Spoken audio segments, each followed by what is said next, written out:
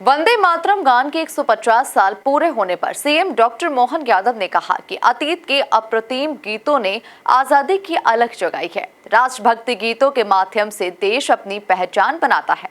देखिए खास रिपोर्ट। वंदे मातरम गान के 150 अभियान की शुरुआत। सीएम मोहन यादव ने दिया देशभक्ति का संदेश। अतीत के अप्रतिम गीतों ने आजादी की अलख जगाई। सीएम बोले, राष्ट्रभक्ति गीतों से देश अपनी पहचान बनाता है।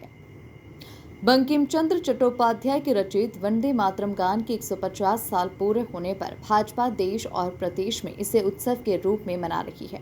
मुख्यमंत्री डॉक्टर मोहन यादव ने भोपाल के शौर्य स्मारक और भाजपा के प्रदेश कार्यालय में वंदे मातरम के मूल स्वरूप में सामूहिक गायन के एक अभियान की शुरुआत की।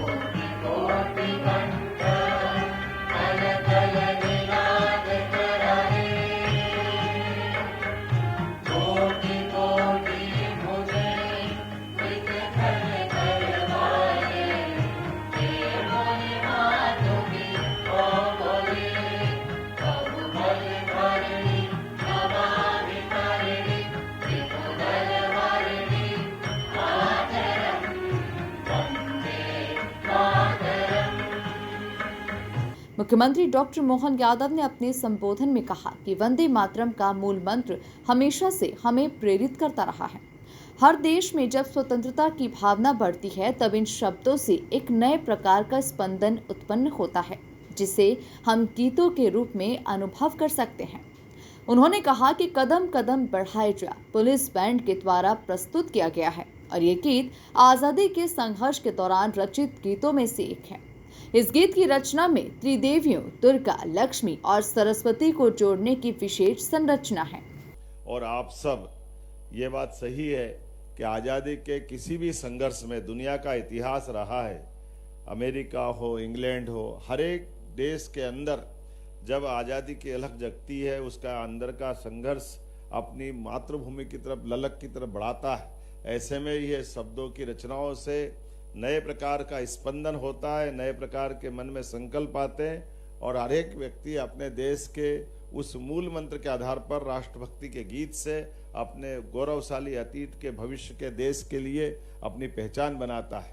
और यही कमोबेश हम हर एक देश के गीतों के साथ देख सकते हैं। अमेरिका का क्राइसिस वाला समय हो, इंग्लैंड का विद्रोह वाला समय हो, भारत का अपना, हमने जब यद्यपि वंदे मातरम का आनंद भी देखा, लेकिन इस कार्यक्रम के प्रारंभ में कदम कदम बढ़ाए जा, खुशी के गीत गाए जा, ये जो हमारे भी स्वरबद्ध रचनाओं को हमारे पुलिस बैंड ने जो प्रस्तुत किया है, इस प्रस्तुत करने वाले गीत में ये हमारे आज़ादी के नेताजी सुभाष चंद्र बोस के उस आज़ाद हिंद फौज से जुड़ता हुआ दिखाई देता है। यद्यपि बनाया गया था दीक्षित जी ने गीत, बाद में कविवर राम सिंह ठाकुर जी ने इसको स्वरबद्ध करते हुए संशोधित रूप में दिया है।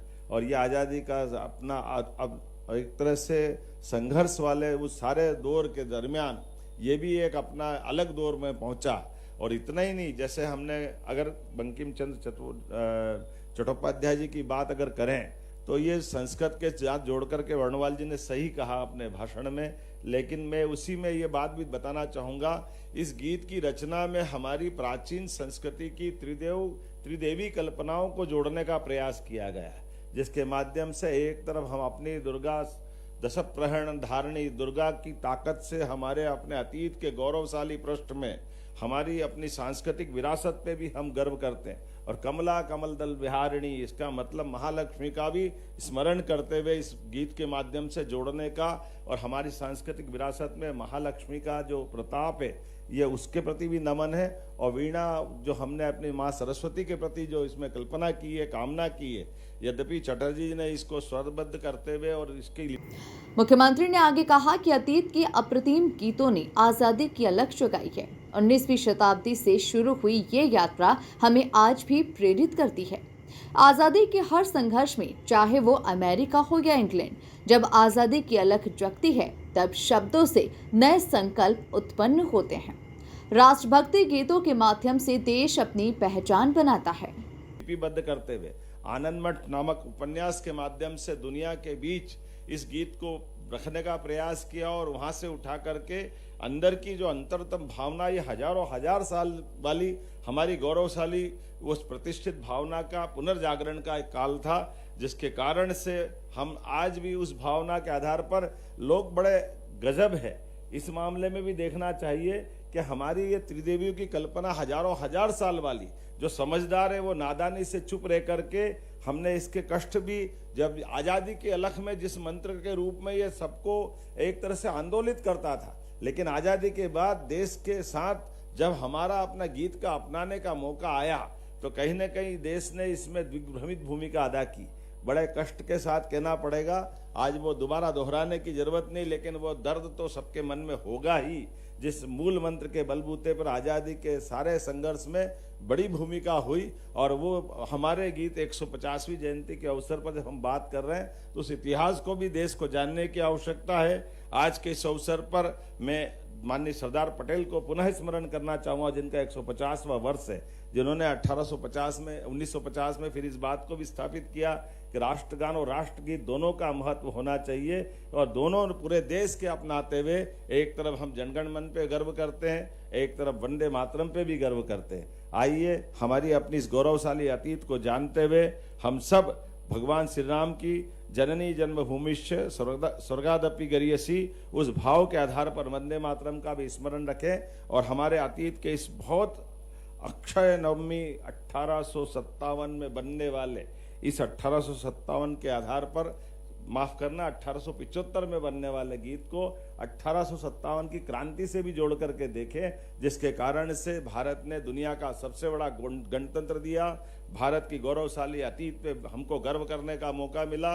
मैं प्रधानमंत्री जी को पुनः धन्यवाद देना चाहूँगा, जिन्होंने आधुनिक तकनीकों के माध्यम से भी पूरे देश को ऐसे सारे विरासत के गर्व करने वाले मौके भी दिए। जब हम 150वीं जयंती सरदार वल्लभ भाई पटेल की मना रहे हैं तो हम अपने वंदे मातरम पे भी गर्व करते। पूरे वर्ष के विविध कार्यक्रम जो इस 7 नवंबर से प्रारंभ होकर के 7 नवंबर 1926 तक चलेगा, 25 से प्रारंभ हुई यात्रा, जिसको अभी हम अपने 10 दिन के विविध कार्यक्रम में देखेंगे, फिर 26 जनवरी के आसपास, फिर 15 अगस्त के आसपास और वापस 7 नवंबर 1926 के आसपास 2026 के आसपास इस पे फिर वापस बचे हुए पूरे कार्यक्रम करते हुए पूरे साल की यात्रा संपन्न होगी। मेरी अपनी ओर से आज इस अवसर पर बैठे हुए सभी सज्जनों को, सभी बहनों को, पत्रकार साथियों को, आगंतुक अतिथियों को बधाई, बहुत बहुत धन्यवाद।